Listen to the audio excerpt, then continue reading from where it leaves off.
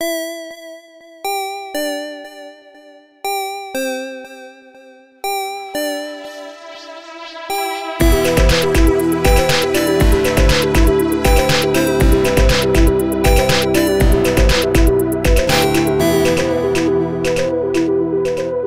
I heard through the Discord that some new Mountain Dews were tried.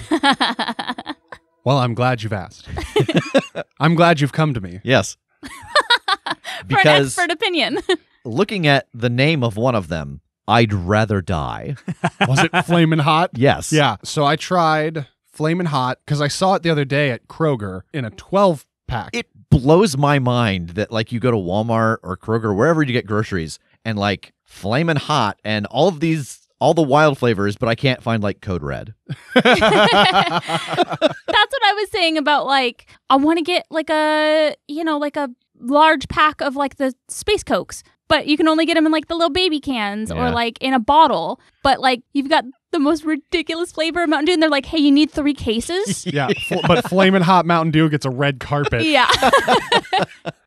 Yeah, I saw it in the 12-pack and like I started to go for it and I was like, I shouldn't start here. I need to find just a single bottle of this. So yeah, we saw just the bottle at Walmart. I got it. I was walking out to the car and some random guy was in his truck looking at me and he goes, is that the Flamin' Hot Mountain Dew? And I was like, yeah, have you tried it? And he's like, no, I haven't. Have you yet? And I was like, no. And Megan was like, do it right now. Just try it. So I cracked it open and I took a drink and it was nothing. There was nothing. At all. There was like no flavor. It was like drinking seltzer water and then like a 5 count and then someone whispered flaming hot Cheeto at the back of my tongue. Like it was just irrelevant. And like I took another drink and same thing. It's like, this is flavorless. It's flavorless. There's a tiny bit of heat. It's gone. So I told the guy that. I was like, it's not very good. Try it though. You should learn for yourself. Yeah. It was like in Willy Wonka when Violet Beauregard tastes the chewing gum and she's just like, oh, these are all the flavors I'm going through in my mind right now. But it was just like a live play-by-play of this Mountain Dew. And the guy looked so disappointed. Before you tell me about the other one. Yeah. Everyone here, I know Tass is mostly off of soda now because of caffeine, but everyone here partakes of soda in a decent quality and quantity. Decent. Do you imagine that it might taste different in the can? Because I always find that especially Mountain Dew is less kind of exuberant in plastic bottle. Yeah, I prefer a can for my Mountain Dew excursions way back when I was still on the caffeine. Man, I mean, maybe. Like, I definitely agree that things taste different in a bottle versus a can. Not enough to get 12. But I'm not going to find out. If somebody handed me the can, I'd try it again, and I'd be able to give an empirical feedback. Yeah. I found that it was maybe the least sugary Mountain Dew I've ever tasted. Yeah, like it wasn't, and like I didn't expect it to be sweet because it was flamin' hot, but it was just flavorless overall. So I threw the bottle away. I was like, I'm not going to power through this. I was like, you should have gave it to the guy in the van. But then I mentioned that in the Discord, and one of our Discord people said that they like the plum berry that is available at Circle K. So then I went to Circle K, found that it's a fountain drink. They don't have it in bottles or anything. It is one of the fountain exclusives, along with a goji berry. It's like goji citrus. Goji berry citrus or something Mountain Dew that is also like a fountain exclusive at Circle K. Tried both of those. Plumberry's awesome. It's like the closest to Pitch Black probably of any of the Mountain Dews that I've had. That was my favorite for sure. Yeah, it's super good. Goji berry was really sweet. Like even understanding how sweet Mountain Dew is, couldn't really do it. It was too sweet. That might have been my jam then. Maybe. I mean, I don't know, fall off the wagon and find out. I'm going to give you a title. I'm going to go ahead and crown you as our Duru. I accept, and I will put it on my resume. Nice. And just a reminder, this is the last week if you want to join in on our swag and t-shirt cycle over at patreon.com/The Critshow. With that, it's time to let the recap roll. Cara O'Doobhill. It was her who convinced us to do what we did. Is she still alive? She is not, but I will give you something. It will grant her the time to tell you her story. And as you peek down into the cellar, you see 4 stone coffins. Do we have to die? No, but you must travel as the dead do. Do not open your lid until you feel the coffin settle again. If you open it on the journey, the harvest man will come for you. Oh, I don't like any of that. You're inside of a cave on a hill. There is an old stone building at the top of the hill and a number of grave markers.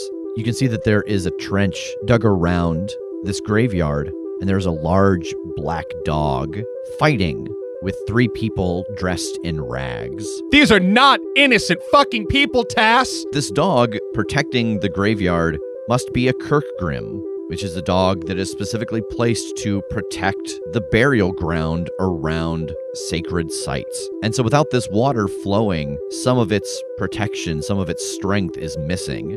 And if the water is not returned, this Kirkgrim will not survive very long. You are all deep beneath the earth inside of this ancient burial site. Megan has just discovered that the water flowing around it that helps give it protection, give it power, has been rerouted and is dropping away into the earth. Hey, do you guys see this hole? Look, the water's dropping off into it. How deep does the hole look? You cannot see the bottom, but it's also dark in here. But the water's just, like, it's not filling up or anything. Like how wide and like what is the size of the hole just, up here?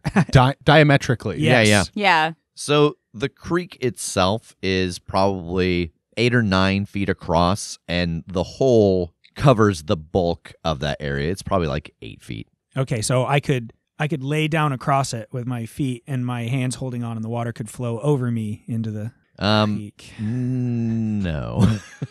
I'm pretty sure. I'll spread my wings out. It'll be fine. Maybe.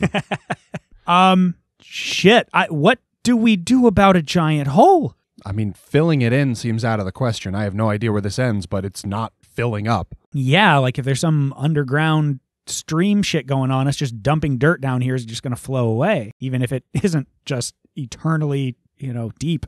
Well, I think we've got to figure out how to get it flowing again. We've got to get to the water. Can we actually reach where the water is flowing in there? Yeah, you can easily walk around the other side of it. But this hole happens before it splits to go around the burial ground. And so you imagine that's why the dog can't get to it. It seems like it can't leave the burial ground. Do we just want to fill up our vial right now?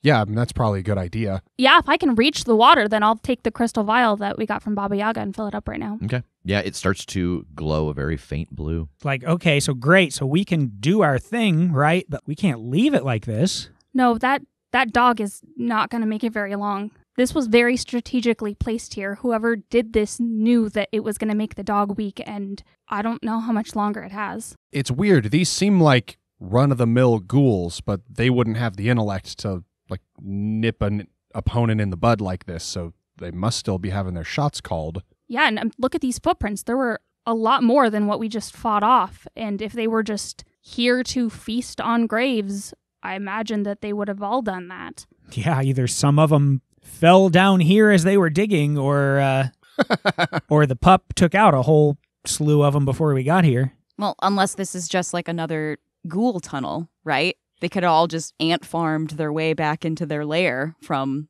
wherever this water is going. Very possible. Are there trees in this burial site? They're not. I just want to look around and see if there's anything that I could use as like a building material to try and cover this hole instead of fill in this hole. I don't know if there's remnants of the tombstones or anything. Yeah, I mean, I think the only thing that would be big enough and plentiful enough would be taking rock from the sides of the cavern. Well, we could try to stonemason this. I don't have any particular expertise in that area, but I don't see anything else around here that we can pull enough material from to cover up this hole. It's a shame that my combat magics are lightning and fire, and thus I can't make a wall of anything that water could travel over. Where's your earthbending? I didn't pick it. Almost did. Got real close. I think my mind's splitting a little bit here of what do I think we could use that's around that would cover this, or even the idea of kind of damming it to go around, like stop it up so it doesn't go into the hole and like dig something out so it'll go around and go right back. Literally, I don't know how any of this works. So I think I'm just trying to focus on the materials, see what's here, see what's possible. I would love to trust my gut. Yeah, roll it. Thank you. It's been a while. It has been a while. Oh, sorry, I was just mentioning my favorite song. It's been a while. I don't know any of the words to that song.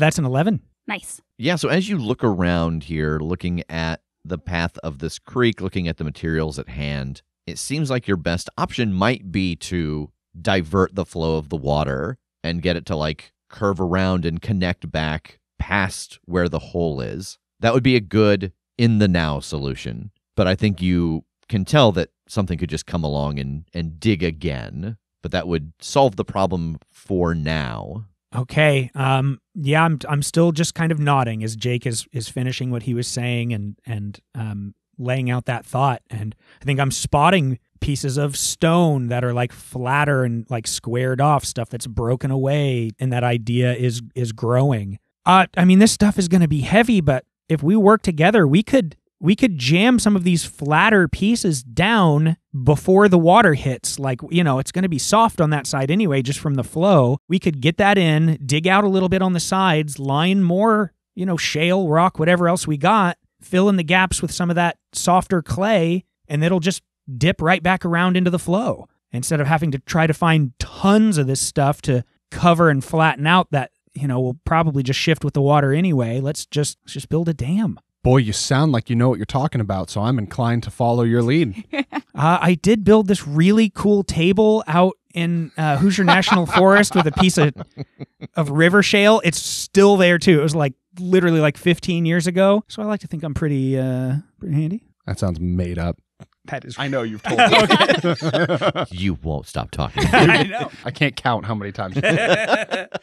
I mean, that sounds like a great idea and something that we should definitely do, but then won't the ghouls just widen the hole? Yeah, I mean, that fixes this for now so that our boy over here can get water and get his strength back. But I mean, short of diving in that hole or hunting down who's doing this, finding a clue to who's doing this, yeah, that's a whole other thing. We got to figure out how to stop whoever has designs on this place. So I would guess that the ghouls can't cross this water then, right? Is that probably, I mean, in addition to weakening the dog, are we guessing that they had to divert it so they could get into the burial ground? I mean, the only way that's possible, if that is the case, is they dug in from underneath and made this hole from the bottom up. Because if they can't cross this, they certainly didn't get down into the creek bed to dig it out, right? Yeah. So That would have been my guess. That's how the ghouls, they come from underground. sure. So then this has to be some kind of tunnel. If that's the case, if they can't cross the thing on their own, they might just be trying to weaken the dog so they can do whatever they want. Why don't we ask the dog? I'm sorry. I don't think I've gotten to use this yet. I want to walk over to the dog Mm-hmm. and I want to cast a spell. All right. Roll use magic. No. Snake Eyes, got a 4. Oh, but I could have been worse. When you miss a use magic roll, you can choose one of the following options instead of losing control of the magic. Yes. And I'm gonna do This Is Gonna Suck. The effect happens, but you trigger all of the listed glitches but one. You pick the one you avoid. Yep. All right. Which one do you avoid? The magic draws immediate unwelcome attention. That's the one I avoid. All right. So what is your effect that you want to have happen? I want to communicate with something that I don't share a language with. All right. So first off, mark 1 harm. Yeah. So you walk over to the dog and cast this spell, and it raises its head up and looks at you. And the first thing that you notice is that you hear voices all around you, a cacophony of different voices fading in and out. And I think it dawns on you in this moment, and this is the problematic side effect, that this dog probably isn't a real dog. It's a spirit of some kind. Mm-hmm. And you realize you can hear the spirits of the other people buried here, and it's unintelligible. It's just like Ebenezer Scrooge-esque Jacob Marley wailing. And this is very loud, but you can slowly feel it getting quieter, and I think you have the sense that once it's silent, it won't be working anymore. Okay. But the Kirkgrim is looking at you. those creatures that we were all fighting, have you seen them before?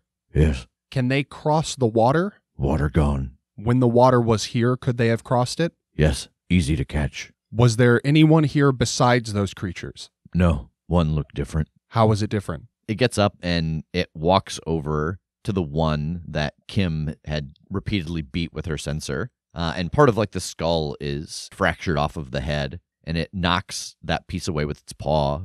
Inside, pulse, glow, cunning. Okay. We want to get the water flowing again, but we're trying to figure out how to stop them from just coming back. Do you think if we take out the one that's cunning, the rest of them won't think to come back?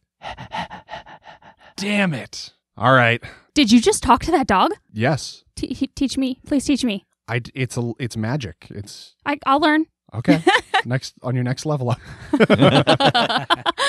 What did it say? It said that it has seen them before and that they can cross the water, and that there was one that I think like its brain was actually firing, like it was thinking. He said it was clever. So it seems like there is like a leader ghoul. Well, that's terrifying in its own right. Can I go over to one of the graves that the ghouls had been digging in to get to the skeleton? Yeah. What does the headstone say? Like, who's buried here? They're names that you don't recognize, but they are like hand-carved names on these tombstones. And I think as you look at them, they span, like the types of names span generations. So like it doesn't all seem like old-timey names or modern names. It's a mishmash. Gotcha. I want to go back over to the hole and get down on my hands and knees and look down into it and try and see if I can force a vision. I think first, I'm going to ask you to act under pressure to go over to this hole in the ground where there used to be a lot of water and kind of try to peer inside of it. It's dangerous. Yeah, that's fair. And as I'm walking up, I think I have seen a scenario just like this where I lean over and fall in. And so I am moving to another side of that hole. I'm going to spend my hold from I can see through time. All right, so roll with advantage. Boxcars. Yeah, you were able to go over no problem and kneel down at the side of this hole in the creek bed and peer down inside. Why don't you roll Investigate a Mystery to try to get a sense of what exactly is going on with this hole in the creek bed? That is a 10. All right, you get a hold too. Well, I'm going to use my free hold to ask, what happened here? Yeah, so as you plant your hands down into this mud, you get a reading off of the earth itself, and this vision comes to you of a pack of ghouls in a tunnel lit by these small torches. And in the ceiling, there is this very dull green glow that's just dripping down. And one of the ghouls is sitting underneath it, and you can hear it chittering at the others. And it has an intelligence behind its eyes. And that green drip, as it comes down onto the ghoul's head, every now and then it wipes it off and it licks it from its hand, or it tilts its head back to catch it in its mouth. And as it chitters at these other ghouls, you get the sense that it's instructing them on tactics, ways to get around things, find new places with better food, convincing them essentially to follow it. So what happened here is that eventually this ghoul clan came across this burial site, and the leader had time to examine it and figure out how to circumvent the water to weaken the Kirkgrim. And so now for my actual hold, what is being concealed here? So I think the thing you're all trying to figure out is, why is this ghoul intelligent? Yeah. And you've seen this green dripping goo. It very much seems like the thing being concealed here is that these ghouls made their hive underneath a place where toxic waste had been buried, and it was just leaking through. And something about the radiation interacting with this ghoul started some of its synapses firing in a way that they weren't before. It's like evil Master Splinter. It's like the Toxic Avenger. For my last one, where did it go? All of the marks from these ghouls do come out of this hole. You don't see any like on the sides of the creek where it was routed. So you imagine that down into this hole somewhere in an offshoot cave is the new lair of these ghouls. Cool. I'm going to very gingerly scoot myself away from the opening of this hole. So while Kim is doing that, I know you all had discussed rerouting this water. What do we think this is? Knowledge engineering. Just a good old-fashioned some time? Or, I mean, really, you're trying to dig. I'm going to kick this hole's ass. Yeah, like, if you want to spend some time, I think it just takes time. You all can dig, I assume. I can't imagine what else it could be. I could maybe use magic to do something beyond human limitations to accelerate this a little bit by like single-handedly To try to moving like some stones. move Earth. Yeah. Or Earth. Right, because right now, like, how are you just guys digging barehanded? Yeah, just kicking very hard at the ground. More like tamping a trench, just stomping to make the ground compress. Yeah, that won't. No, that'll it take won't. a very long time. Are you sure? I don't know. Probably using like, some broken pieces of rock and Yeah, something that's like kind of like a natural spade yeah. to help carve this out. And Okay. It's a shame we don't have a ghoul here. So I guess that's what I'm asking. Is anybody doing anything supernatural, otherworldly to expedite this, or is this just the four of you and some elbow grease? I'll try to do something beyond human limitations. All right, roll use magic. 6. Wow. Can I try to help? I almost said no out of hand because there was a question mark. A question about whether the question is a question. Yeah. I need to know if this is going anywhere before I expend the effort of coming up with how it could possibly work. Well, I just imagine, I have these wings now. So if I could like literally help anybody with some of the heavier stuff by like getting a hold, using my wings for leverage, getting up in the air instead of just having to like lift and roll, I'm flapping along to move big pieces, stuff like that. I don't think that helps him perform magic. Look. You can take your literal interpretation and stand by it because it makes sense. I think you would have had better luck if you just said you gave me an encouraging word. Or you're like, I feed him some of my demon blood. It's filled with magic. Listen, I give him a kiss on the cheek no matter what he's about to do. So I always have a +1 for it. Yeah. That's adorable. All right, so on a fail, you lose control of the magic. Yeah. I'm going to use my other effect from Could Have Been Worse, which is Fizzle. The preparations and materials for the spell are ruined. You'll have to start over from scratch with the prep time doubled. Oh, okay. Okay. If that doesn't work, can I try to use telekinesis to move this earth? Yeah, roll it. 11. All right, so what are your two options? And mark one harm. I'm going to go, you suffer one less harm. Okay. And you can fling something bigger than a person. All right, you focus in and you push this earth out of your way telekinetically. It's a pretty violent throw. It's almost like there's something burrowing underground, and it's just pitching earth and grass and bits of stone as it tunnels around, making a new connection into this creek bed. As it connects, the water starts to flow down and back around this loop of the graveyard. The Kirkgrim gets up and trots over and starts to drink from this creek. And he more than triples in size. And a lot of his gray turns back into black. Yay! Whoa, okay. All right, well, this place has a competent defender again, but we still need to deal with that hardcore ghoul, or else they're just going to wear him down again, probably. Yeah, I got eyes on the ghoul that we're looking for. What does he look like? Just like a normal ghoul, but there's like a green kind of like glowiness and just a intelligence behind the eyes. And he kept slurping this like green toxic waste. Oh, Gross. these things are the worst. I'm just like looking up at like the crust above. I was like, where are we that we are close to somewhere that toxic waste is dripping into the ground? Chernobyl? Oh, God. Yep. I mean, it seems like then we can either go down this hole and kind of follow this trail backwards, or we could like go in from Chernobyl No. and try and, nip the toxic waste drippings in the bud. Yeah, let's just go fix Chernobyl quick.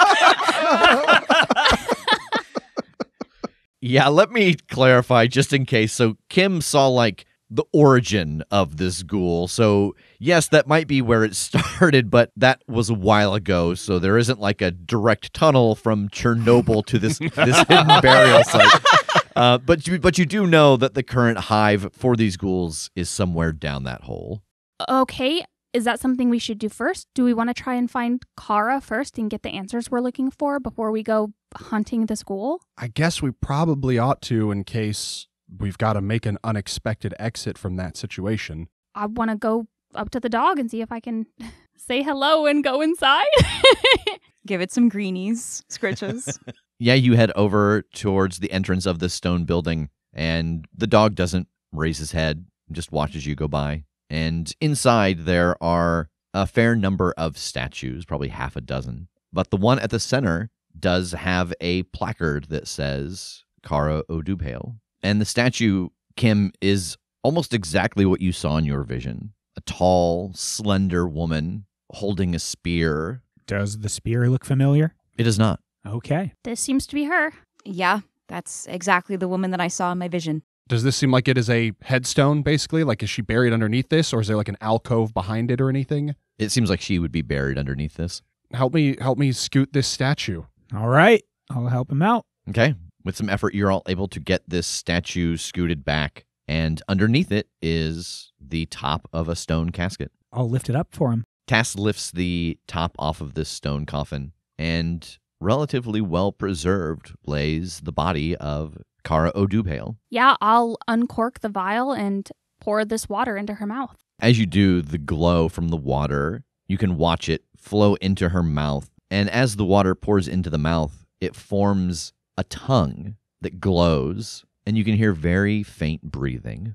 Kara, are you with us? Yes, the distance is far, but I sense you, can hear you. I'm the next Oracle of the North Wind, and we had some questions about the ritual that you did to seal away death. The body unmoving, but the tongue still continues to move in the mouth as the words form. What are your questions? In the vision, you and the Oracle and Baba Yaga were standing off to the side while the gods did their part. What was your function in the ritual to seal death away? I was to deliver the blow. What were the functions of the other two standing with you? The Oracle of the North Wind sensed the moment. The Master of Magic fed the power. What exactly was the ritual? Because we have seen a future where we have to do this to someone who is not Koschei. So what was the explicit function of this ritual? To separate death from its vessel. Where did you all learn how to do this? The idea came from us, the people, those who chose me. I was the chosen because I spoke for the people living through the things happening. The Oracle found me. Together, we found Baba Yaga. We went to the gods, pleaded our case, convinced them that death could not be allowed to run amok any longer. It was they who came up with the ritual, we who had to enact it. So what was the role of the gods in this ritual? What were they doing in that circle? This I do not know. When I've talked to the previous Oracle about this ritual, she can't seem to remember the details of it, but you seem to recall it perfectly. Do you know why? This ritual is the last thing I experienced. If the Oracle is still alive, I cannot explain. So the last thing you experienced, doing this killed you? Yes, it was a sacrifice I made willingly to protect those I loved. The nature of this spell, did you have to be the chosen to be the one to deliver that blow? The chosen represents the hope of all those who live. The energy could only be put through someone that others had great belief in. Did you know that it was going to cost you your life? Yes, Where did this ritual take place? there is a place where the gods exist. Sometimes we could see it, but we could never be there. For this ritual, they brought us to their home. In the vision that I saw, comparing the two visions that I saw, and I know that the one that I saw of our future was a little fuzzy, did the locations look similar? They didn't. Okay. The one you saw of the past was kind of specific. The other one was very foggy and nebulous. Gotcha. Okay. So the ritual was to remove death from its vessel. the way we've understood it is that Koshé is the god of death and sort of is death incarnate. Is that not really the case? We removed his connection to his physical being. The heart, the god that was sealed away, was the power. The body, the mind, made it irrational, made it strike out, made it enjoy what it was it had to do. Without the human vessel, it would once again simply perform the tasks. Oh, okay. So you let death just happen naturally instead of being focused by a bad person. Got it. Is there a way to talk to the gods without being, like, picked by them? I've never spoken with them when I wasn't divine, but also when I renounced the executioner, I just kind of put that behind me and haven't really tried. But Kara, Strom, and Baba Yaga sought out the gods. That implies that it's possible. Yeah, if they went to plead their case, there must be a way. Well, maybe it's something that one of us can do. I can certainly try. I know kind of how it feels when it works, so... Kara, to your knowledge, was there anything other than your abilities that you needed to finish this ritual? Was there anything you had to collect or bring with you? No. All of the gods were there, right? Watching? Yes. I think I take a step back, and I am tunnel vision on another thought right now that I don't think she can answer. So I think I think I step back. Well, from our understanding, Nash is the vessel for the Devourer, right? From off from the side, I just point at Megan. That's exactly what I am spiraling about right now. Yeah, so if before all of the gods were on the outside of the circle to separate death from its vessel, I guess if we're having another one of the gods in the center, we're just down a person, or do we have to fill that spot? We're not down a person. There were 8 people in the circle of the gods. Yeah, but this time the Devourer will be in the center. I mean, it could be that if it took the 8 gods to unbind death, that maybe we're going to need death to help us unbind the Devourer. Unfortunately, we have removed him from existence. Well, we removed the vessel that was using that energy in a devastating way from existence. That's true. I wonder, if it could be, like, harnessed into someone else. Okay, yeah. So we could try to do that and try to find where the energy of the builder went when TJ died. We don't know if it was also obliterated like he was, because if that's the case, then so would the energy of death. And people are still dying. Right. And buildings are still getting made. People are still building Stuff's stuff. getting invented. People are still building sandwiches, bridges, and relationships. I think we've got to talk to the gods.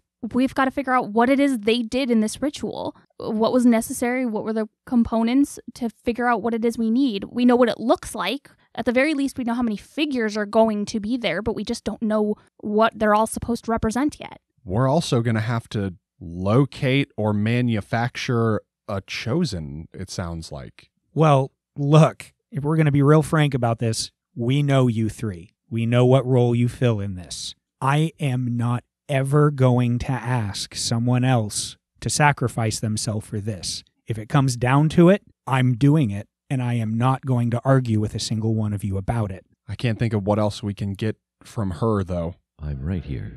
I know. Every question that's asked, she's mumbling answers to. Wait, do we know this? I don't know.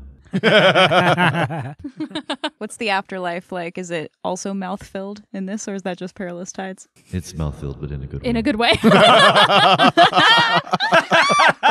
Yes! I just jump off the highest thing I can find right now. I'll sacrifice myself. I volunteer.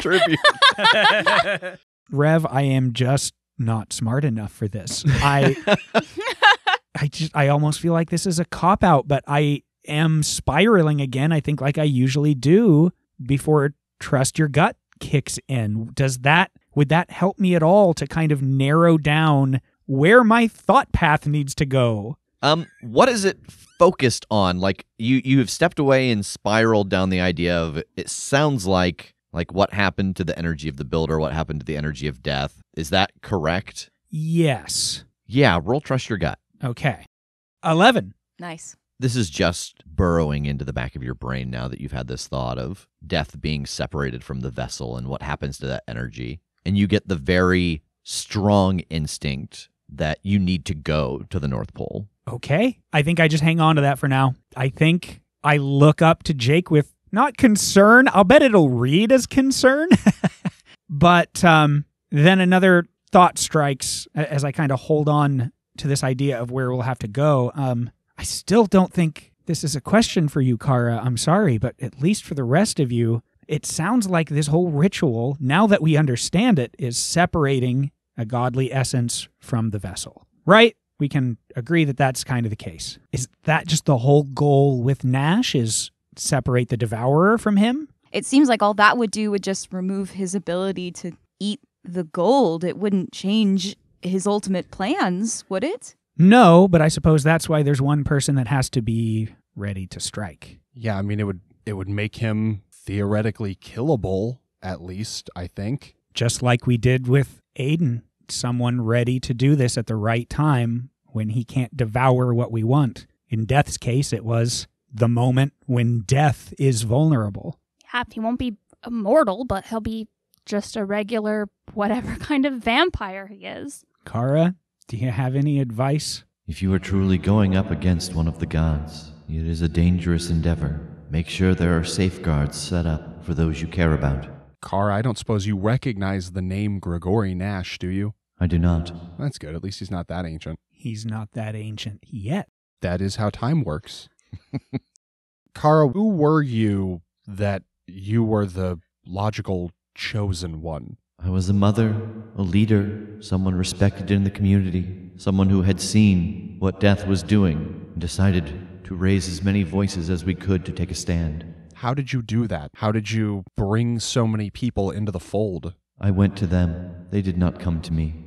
Trying to think if there's like anything else, you know, if we're going to have to pick someone to represent the chosen, like, can we ask her anything that will help us narrow down who we're looking for? Or, you know, like keeping an eye out for somebody who's already doing something that kind of like matches the criteria. Like I understand that, like, you know, Tass was a chosen and Lana was a chosen, like it picks a person, but like, could we start narrowing down a list of reasonable next candidates based on like what we know, what we can learn about her, what we know about Lana, what we knew about Tass? Why don't you roll investigate a mystery? Like, this seems like you're trying to piece together like how these things work versus how it worked for her. And you have all done extensive research at one point or another about the chosen, about the divine, about the god. So Yeah. Yep. Fuck yeah, 12. all right, you Nice. get a hold too. What can it do? Like in the sense of, Like the chosenness, like how does it bounce? How does it pick? yeah, okay. The world was a much smaller place when she did this. And so the idea that you're getting from her is that she traveled around and talked to people, saw what was going on, and because of that, her name spread for the deeds that she was doing, and then whatever this energy is of the chosen was imbued into her, you know, that she was the first chosen. Mm-hmm. And now the world's a much larger place, and it's like the collective consciousness just picks a person who could embody those things. You've seen a number of people that have that gem inside of their head who could be a potential chosen. And so to try to like figure out who or how or when, it could either be keeping an eye out for that spark again to see like someone doing things otherworldly that you guys don't know about. Or you've also seen someone being in the right place at the right time when that energy was released. What is being concealed here? The thing that's being concealed here is the longer you have talked to Kara and this magical glow in her mouth, you notice that it's become slightly fainter. And further up behind her brow, you see just the slight pulse of gold. Like when she died with her chosen energy, it didn't leave her.